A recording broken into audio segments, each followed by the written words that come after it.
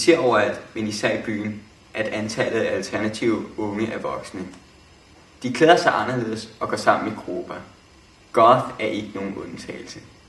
Vi har altid haft dem i vores underbevidsthed med spørgsmål som, hvornår, hvordan og hvorfor.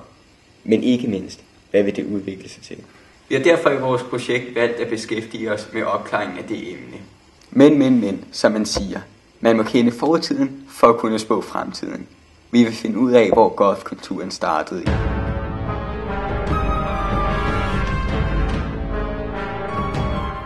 Efter Danmark var blevet en velfærdsstat, og folk havde mad og tøj, havde de brug for nye krav for tilfredsstillelse. De ville være unikke og havde stedet trin på Maslows behovspyramide. Der kom en masse nye alternative ungdomskulturer. Blandt andet punk var en af de helt store. Musikken skabte en masse nye subkulturer. Blandt andet post-funk, hvor bandet Joy Division lagde grundstenen for goth-kulturen. Nogle kender måske goth i forbindelse med en meget gammel middelalderlig stilart-periode kaldet gotikken, som mange europæiske katedraler er blevet opført i. Gotikken kendes blandt andet på sine spidsbuer over døre og vinduer, som blandt andet ses her på en af Roskilde Katedrals tilbygninger.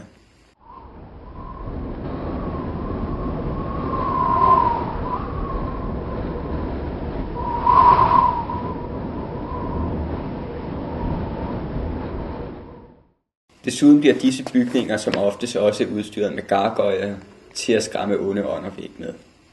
Har dette overhovedet noget med tøjstilen og kulturen goth at gøre? Nej!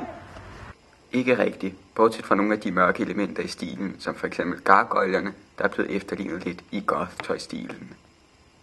Til gengæld kan goth-kulturen associeres med et folk kaldet goterne, der vandrede rundt i Europa i et forsøg på at skabe sit eget rige fra det 1. til det 8. århundrede efter Kristi fødsel. Det er muligt, at goth som kultur har taget navn efter de gamle gotere, fordi at de gamle gotere var handlekraftige alternative. Hvordan er disse folks sociale status?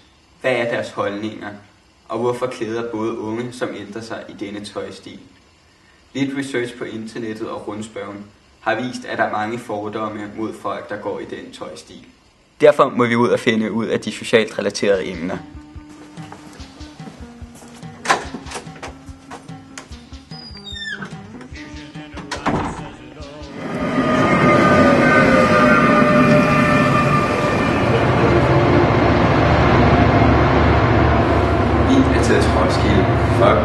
Få et interview i en butik, der sælger goth-tøj. Den hedder Fatima. Men også for at lave et interview med folk, der går i goth-tøj, og folk, der ikke gør det. Er fordommene sande? Hvad er folks holdninger til dem? Det er det, vi vil finde ud af.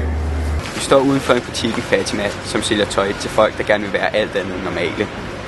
Hvilken social klasse kommer goth-folk fra sådan rige, fattige miljøer? Eller? Når vi snakker om tilslutningen til goth, så er der en ting, der spiller ind, som er meget anderledes.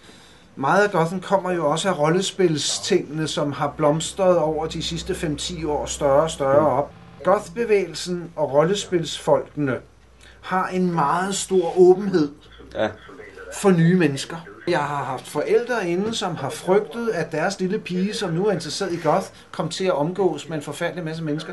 Men summen af det er, at der findes nogle mennesker, som ellers bare ville sidde hjemme ved deres computer og gemme sig bag deres spil og aldrig komme ud til nogen, fordi de ikke havde noget socialt samvær.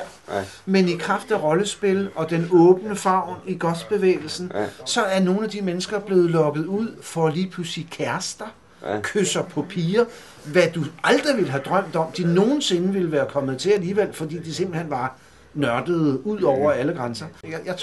Jeg tror, de kommer fra alle sociale lag. Og hvilken aldersgruppe har din typiske kode?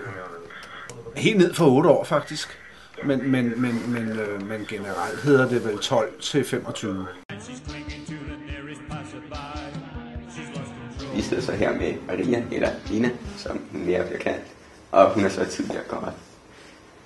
Hvornår blev du goth? Da jeg var 14, det var omkring. Hvorfor blev du goth?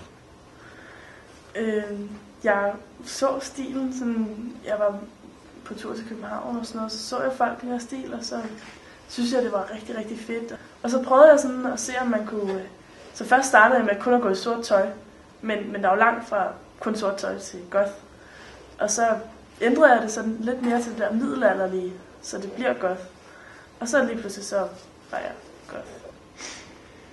Var tøjet dyrt, eller moden dyr af vedligehold? Ja, den er meget dyr. Ja. Der findes 3-4 forretninger, som kun handler med goth-tøj. Og det er ligesom alt andet modetøj, er det jo rigtig, rigtig dyrt. Goter og ikke bare goter. Goter deler sig ud i 7 forskellige retninger. Og så er der emoerne, som er dem med håret ned i panden, og så videre, så videre. De er ikke goter.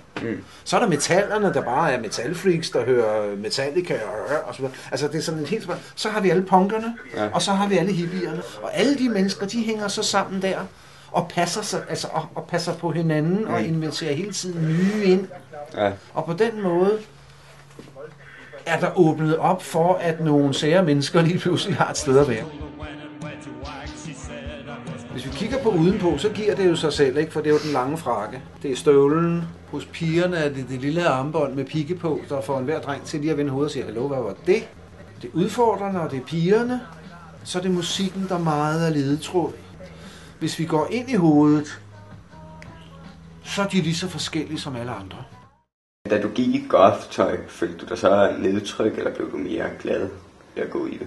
Altså, når jeg var i skole, så følte jeg mig sådan lidt som det sorte får. Så jeg følte mig sådan lidt som hende der, den triste og sådan noget. Og jeg havde venner, men meget få tætte venner. Men når jeg var i byen, så var det jo helt fantastisk. Hvad synes du om stilen goth? Jeg har helt principielt ikke nogen mening om folks tøjstile. Folk må gå i, hvad de synes er interessant, og hvis nogen synes goth er fedt, jamen så er det fedt, fordi det er dem, der bestemmer. Jeg synes, de er skubbende. Så du har heller ikke selv lyst til at blive goth? Nej, det har jeg ikke. Hvad synes du om det som personer? Jeg synes, de er flinke nok, de fleste af dem. Men det er mere tøjet, jeg bare tager afstand fra. Ja, når jeg spørger folk, lader det til, at deres mening kommer til kende på en pæn og ordentlig måde. Men på internettet forløber det helt anderledes. Det har vist sig, at der er stridigheder mellem pop og goth. Popfolkene virker udenpå mere venlige og bruger ikke lige så mange skældsord, ligesom goth gør. Her ses, hvordan goth-folk ikke tøver med at bruge grove ord som fede kælling og luder stadig med 2 D'er, og bliver rasende lige så snart som pop stiller spørgsmål til deres væremåde og tøjstil. Det er et stigende marked. Til 10 år. Det ved jeg ikke, jeg tror, den er blevet lidt mere ind. Der er rigtig mange lige i øjeblikket. Især da jeg holdt op, der kom der rigtig mange nye sådan goth. Ligesom punken begyndte at dø ud i 80'erne og kommer igen de seneste år, er goth også ved at komme igen og vokse så stor. Man regner med, at den bliver større, og flere folk hævder også, at de bliver flere og flere. Goth er en af de etablerede alternative bevægelser, der er voksne. Der er åbenhed over for andre end dem selv. Hvis man er svært ved at få venner, kan man altid blive goth og blive accepteret i den kreds. Der er ikke krav til nogen social velstand eller status. Man kan sagtens nøjes med at gå i mindre dyrt goth-tøj, og så stadig være velkommen i goth-kredsen. Goth-samlingspunktet er deres tøj, der inspirerede det mørke middelalderlige tema. Deres trendsetters kan eventuelt være bands, som for eksempel Bauhaus, der spiller goth-musik. Det var så slut på denne film om goth. Vi håber, at den har givet jer forståelse for kulturen goth, og formindsket jeres fordomme om den. De er jo trods alt mennesker ligesom alle os andre, og åbne over for forskelligheder.